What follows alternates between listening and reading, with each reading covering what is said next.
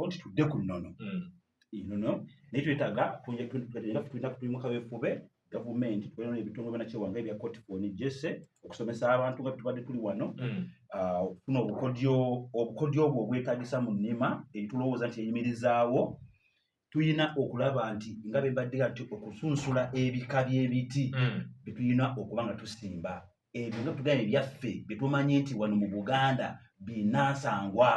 kawo kadda kasangwawo tubiddaabulule tubinoye byonna gye byabulira tubizzeewo nekyalo ekisembayo kwe kusobola okulaba nga kati tutuuka weefube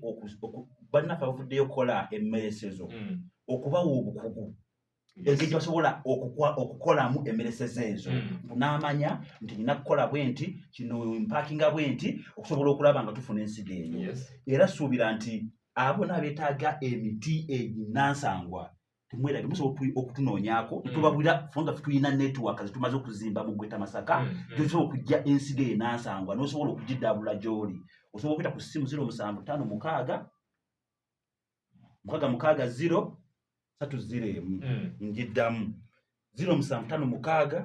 0 301 ayo yayagala okudda ku nnono mukulu okusobola okulima ebintu byaffe ebinansangwa tusobole okulaba nga embeera y'obudde kyukakyuka tujinogera eddagala kubanga tegenda kukoma leero mwe nyumba eddala kumpuliza kayinga mu district senkulu w'omukago gwa kotifoni akusinzira ekiwangala mulengo district nga tukola mu Gweta Masaka. Ampuliriza omulungi emboozi yaffe tegenda kusukka wano buvunaanyizibwa bwo nange okulaba nga tukuuma obutonde bw'ensi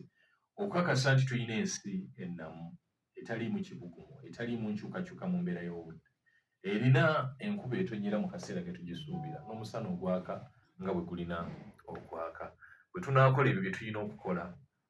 emiti ne tugisimba ate n'egiriwo ne tugitaasa ne tutamala gasimba kubanga oyinza osimba omuti ate n'osimba kalitunsi mu bitooke ne tusimba omuti omutuufu mu kaseera katuufu mu kifo ekituufu tujja kubeera n'embeera ennungi. Bannaffe aba Uganda Quality Coffee Traders and Processors Association